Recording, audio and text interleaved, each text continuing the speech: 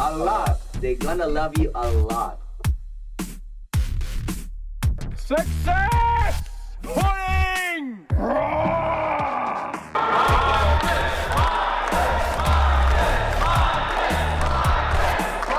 And now, ladies and gentlemen, the man we've all been waiting for. And waiting for. That man is Marcus the Motivator.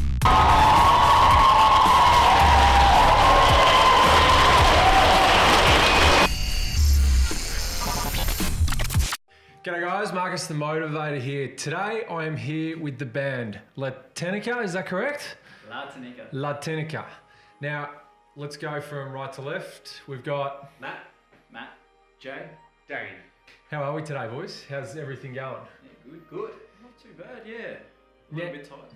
I suppose it's that time of year when you're pretty busy and whatnot. It can happen sometimes. You get a bit tired when you... Now, one of the things I was reading up about you guys is you're in the middle of recording your first album at the moment. How's that going as a challenge for you guys?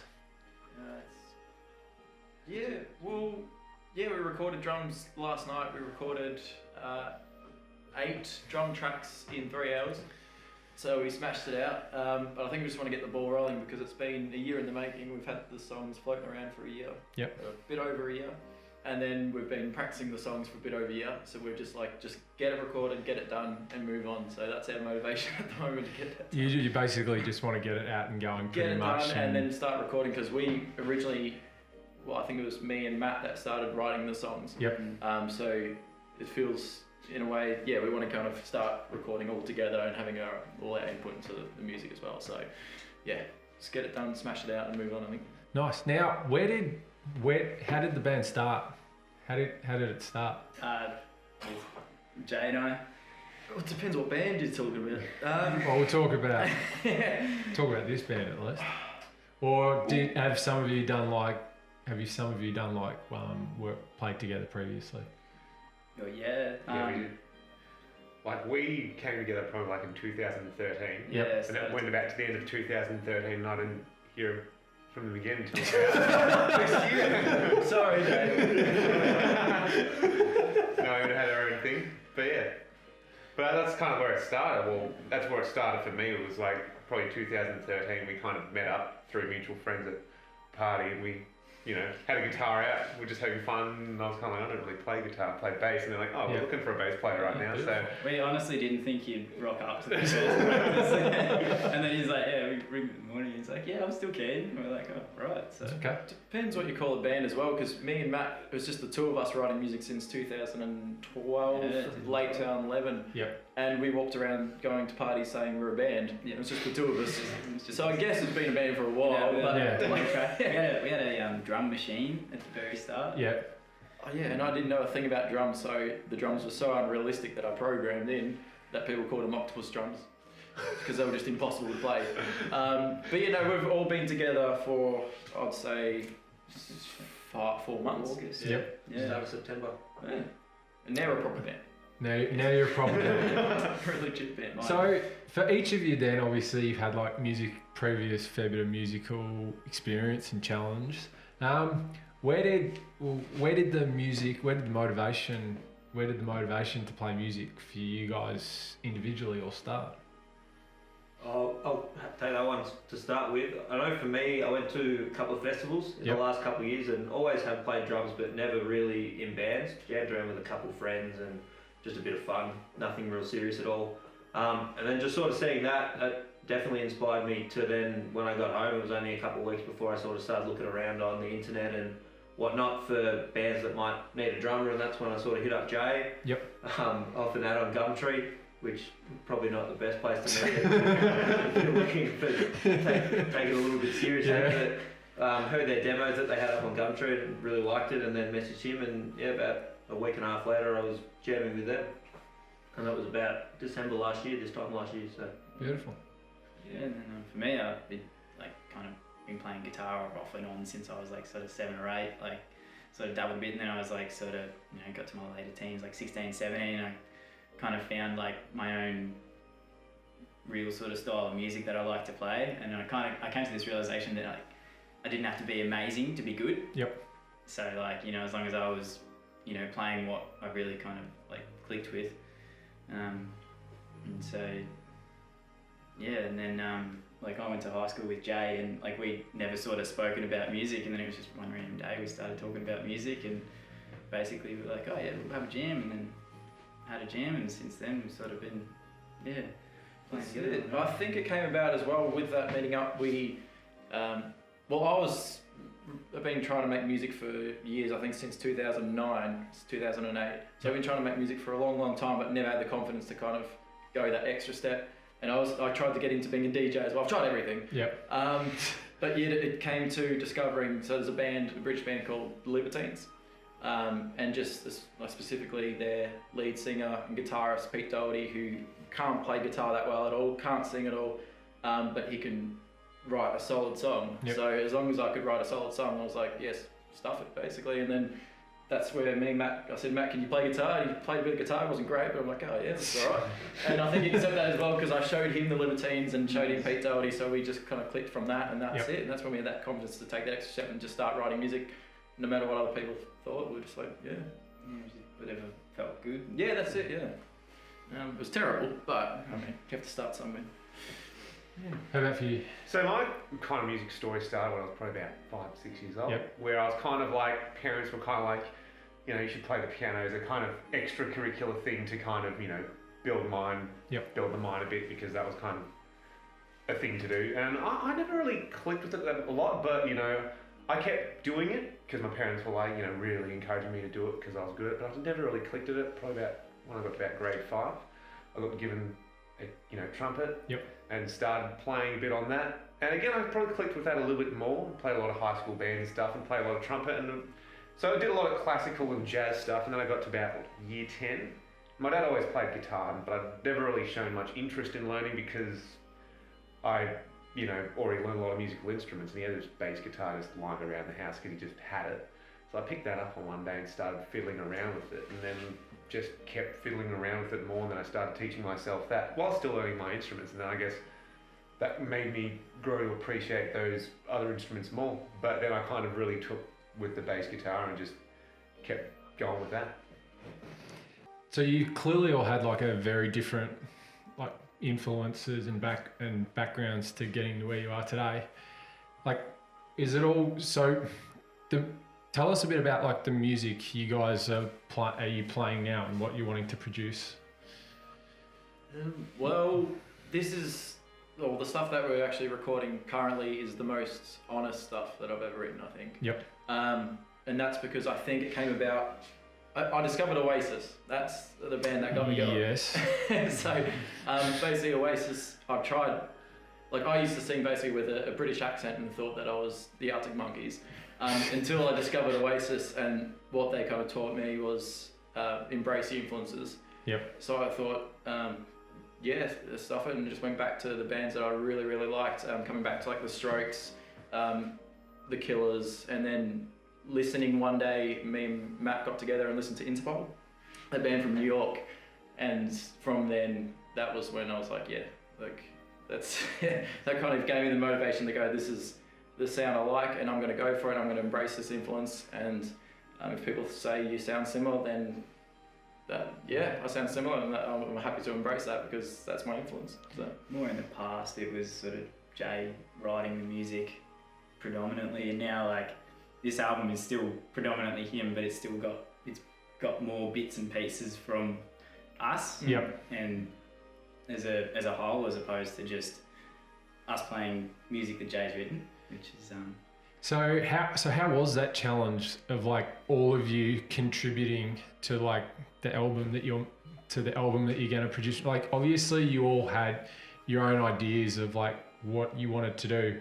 How was like the challenges and the discussions and everything about like how you're going to play something, what you're going to write, how's it going to sound, how are those challenges for you guys? Honestly, it comes pretty natural.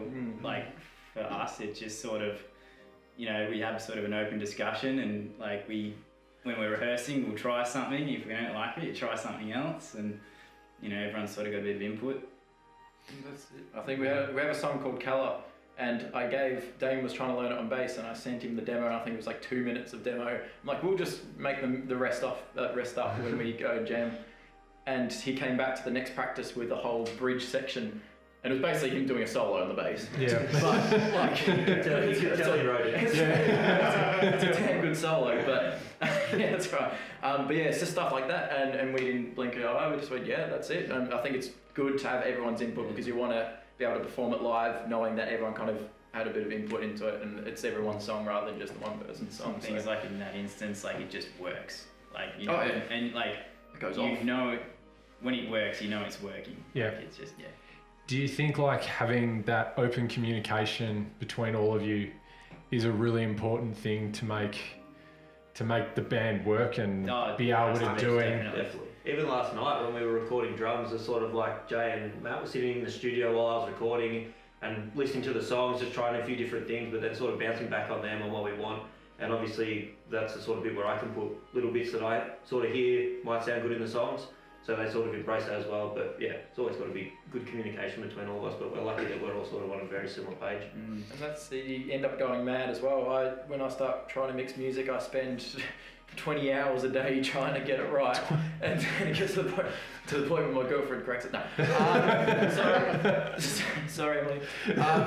But yeah, no, yeah. So it's the point I'm just going over it and over it and over it, and I just to the point where I don't hear it at all, if that makes sense. So I have to kind of show one of these guys, and they can show me, hey, that's completely wrong, or that needs to be changed. Because yeah, so it's massive, because if it wasn't for these guys as well, you just you can't do it by yourself basically. Do you think like having how you were talking about you're spending so much time on it, do you think having like their input and their perspective on it actually helps you see all those different things? Because as you said, you're probably when you're listening to something, it could almost just blend into the same thing all the time, whereas they can hear something completely different. Do you think how much help is like having all them together to? Yeah, massive. I think that's why we're starting to get off our backsides and start recording the album and everything like that. If it wasn't for these guys, I don't think we would ever do it. Like I think we'll just keep holding it back. We've had these songs for a year and a half when we could have recorded them a year and a half ago. If we got up and tried to find a basis. So you've had them for so long. What held you back from recording them?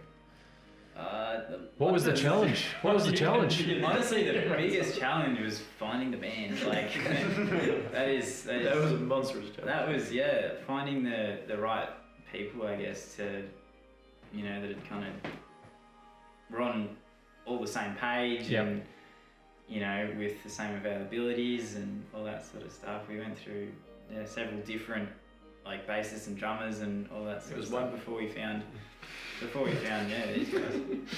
And is it just one of those challenges, like getting the right group of people together to actually? What it is now though, like it's so much easier now.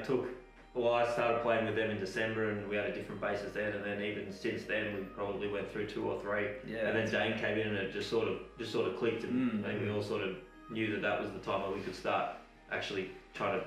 That's exactly right. We all felt comfortable to sort of go out and start gigging. Yeah, I think we're not the most talented people in the world. I think we're talented. I think we're. I think we sound right. But not the most talented people in the world. But I think just the fact that we all gel together, that makes it, like, just for example, our energy on stage, because we gel together. I think that's a massive thing. Well, I was gonna say how important to you guys at least is like having that connection and being able to gel together, especially when you're performing. Like, like I don't think you could do it if you didn't have it. No, really. No, that's it. That's where the enjoyment comes from as well. That's it's like playing each other and going to rehearsal and stuff. If that starts becoming a chore because you don't really want to see people, then that's not a lot of fun. No. So when was the first gig you guys did together live? When did that happen? End of September. End of September. Yeah. We played Cherry Bar, which was pretty crazy that was our first gig. But yeah, it was awesome. And how was that for like how was that first time as a group performing together? Where there's some nerves? Was there a little bit of who knows? I'm so excited to get it over and done with. Like, that has been 8 years in the making. Built it up so much. We've been playing the songs in I that remember rehearsal room for a again. very long time. So it was just a real It to was play them, such a relief. play them to people that weren't us. And I think every time me and especially Matt in the early days when we've had a couple of beers, we used to go, we're going to make it one day, we're going to do a gig, we're going to do a gig next week. And that next week, and then next week, and then next week, and that's 8 years for us. 8 years, wow. Is it 8 years? Am I counting right? No, it's not 8 years. I'm over exaggerating it. 6 years. 6, Sorry. 7. Well, that's still a pretty Feels long like time. There was actually like a 2-year hiatus in the middle there. We don't discuss that. So why did it take you so long to get out on stage the first time then? Was it just what was the challenge? Because you were writing and making all this content. What was the challenge for? Why did it take so long for you to want to perform it? I think it was just self-doubt, I think.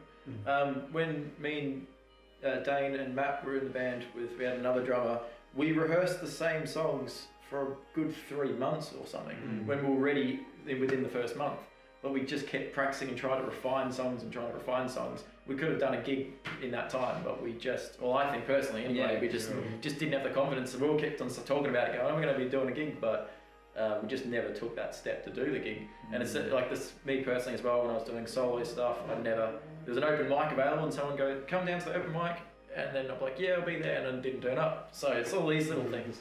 But I think it helps with all four of us together. We just hyped it all up and built that confidence up within ourselves. So yeah. So do you think like all of you as a group together is basically helping each other, taking that step to perform it Pretty in much. front of people instead of like just doing it in practice, like and just doing that. That's exactly right. And also, feeling comfortable with each other and feeling comfortable that like everyone's going to be doing their bit well. And Like, confidence in the confidence in the songs as well. Because I know we've got some really, really good songs, So I think just knowing that we're performing to a crowd that we know they're going to enjoy the music is just that bit of confidence there. So how do you go from like what was the why didn't you think you had the confidence to do it in front as a gig compared to why didn't you think you had that confidence in the first place? I think it came back to embracing the influences. So before I discovered Oasis, I would say Oasis was a big part of my life. Yeah. Before discovering Oasis, I think, for example, I was up in Sydney, lived in Sydney for a bit, and I brought up my little acoustic guitar. I had this Truebilly style hat on, I had long black hair, and I thought I was Pete Doherty. And I went up there, and I think that was the thing. I think as soon as I walked in the door, I stayed at a hostel the first night, and some British bloke goes, "Oh look, it's Pete Doherty," and I went, "Oh," and I took the hat off, and I was like, and just little things like that, and I was thinking that was who I was. Yeah. But really, it wasn't. It just had to rein it back to what just for starters, doing a normal accent when singing. That was like. So you basically got more confidence when you realised that I was better off being who you are as a person and 100%. Just in pretty much embracing that. Yeah, that's it. I mean, I don't think the old me would wear double leopard. I don't know why I had to mention that, but just little things like that. The old me would try and look like Pete Doherty or look like You're wearing a hat. Truebilly hat and look all sweaty and I was going to say something about it. No, don't worry about it. You might as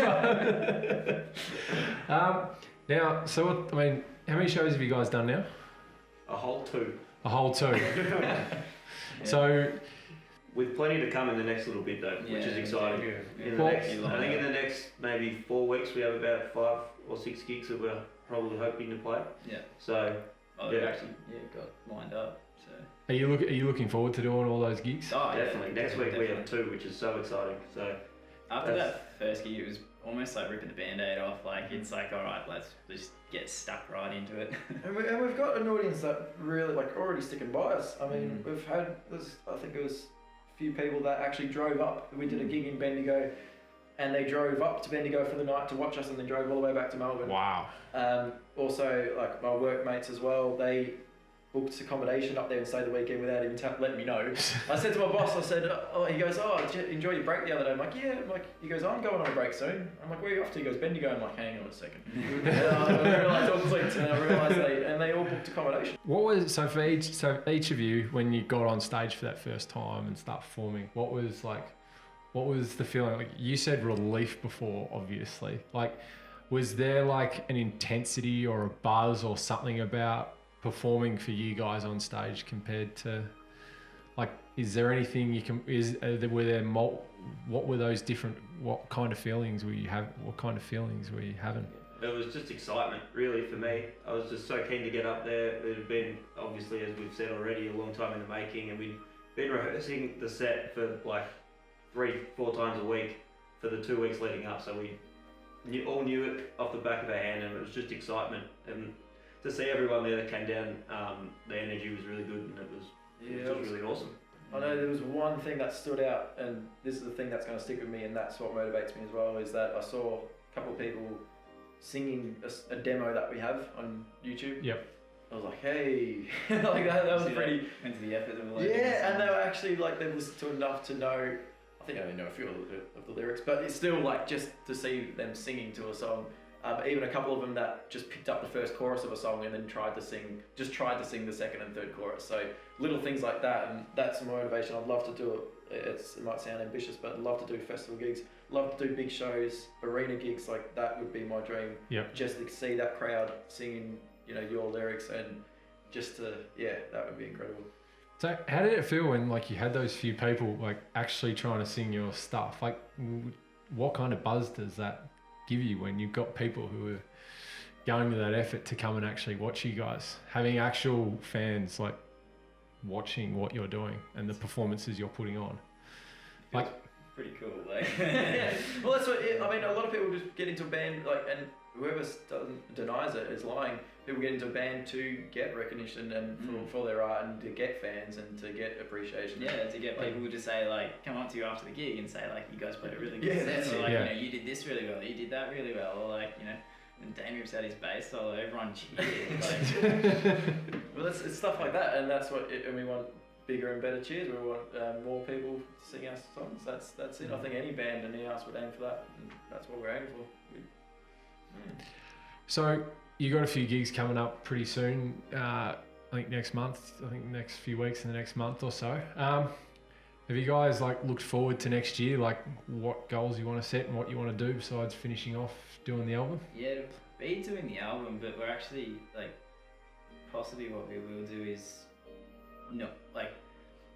sort of do maybe a consistent amount of gigs. Yep. So rather like more consistency rather than quantity. Yep. I guess. Just I don't know. I want to jump on Triple J. That's my goal for next year. I want to be on Triple J at least. Might sound confident, but that's what we're aiming for. I want to be on Triple J.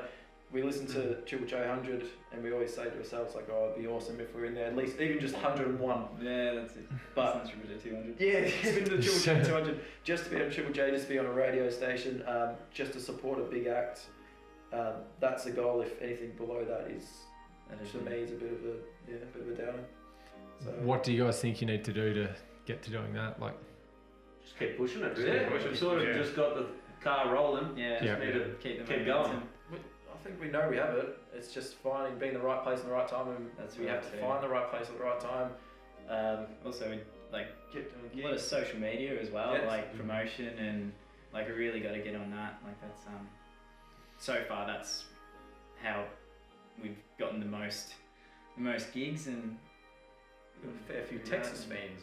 I thought I'd just mention that. Shout out to the Texans out there. Texas. I could tell you a quick story. This random, here we go, there's another random fan. A random fan from the US messaged us saying, we like your music and I can help you out if you, I scratch your back, you scratch mine. I think it's something dodgy out. And just to kind of show Over Facebook. Yeah, this is over Facebook. I was telling these guys, look at this, we've got like, and they're going, no, don't touch it. But anyway, I had to go with it.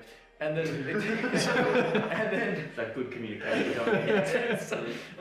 we're on the band today. No, Yes. and then they basically, just to kind of make a point that this girl was going to help us out. I woke up in the morning to I don't know how many. I really want to say the number, but a fair amount of Texans liking our page, Yeah. and they were legit Texans. Yeah. They weren't like they weren't robots or Yeah. bots or anything. They were legit people from Texas. All these musicians and stuff. So we have a little Texas fan base. So. But yeah, no, we didn't speak to her after that. We just ignored her. So yeah, she gave us a few likes, and that was it. That was the end. I was We gonna scratched her back. Yeah. I was gonna say is would you want to go play overseas somewhere like the US New or York. something like? Texas out there, we'll come. I was gonna say like if you get the opportunity to go play, is that like I would yeah. bypass 100%, Texas yeah. and go to New York. New York? Me and Sorry, Matt, Texas. yeah. When we discovered Interpol, I think that was the time also we went to New York. And when we went to New York, we found a sound. It's really hard to describe, but we found a sound that we liked, that we wanted to, entwine into our music. So, yeah, New York is a kind of, I'd love to go back to New York and just play the songs that we made about New York. We wrote a song about New York. Yeah. So I'd love to play that song in New York.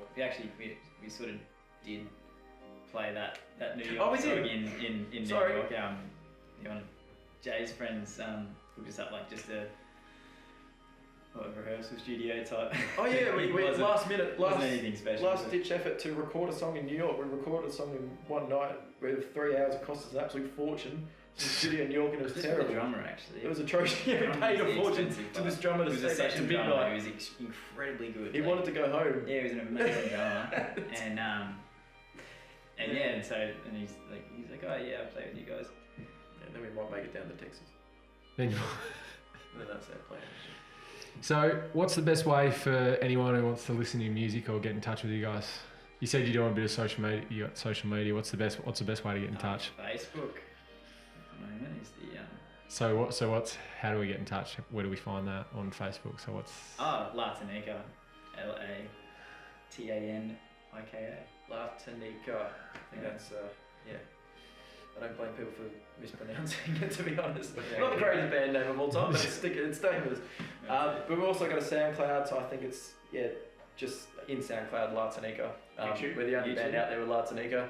YouTube as well. We've got a demo up, but hopefully we're going to produce it or put out a single soon with a music video as well. Haven't told the band that yet. That's our plan, by the way. guys. There we go. It's just been announced. It's just been announced That's an right exclusive now. for you, G. That is. That's how we work, friends. That's going to happen. Don't wait until we drop that bomb. Yeah. It's out. We'll talk about it after this, guys. Well, I mean, that's why we get along, because that'll happen and we're just like, we're cool. Yeah. We're just like, that's okay. What are we doing? When this came about, I messaged them and I said, "Oh, by the way, guys, it's going to be on TV." Like, yeah, sweet. What time? I didn't ask any questions. Just I'm going to try and get us on TV, and 5 minutes later. Oh, that's Righto.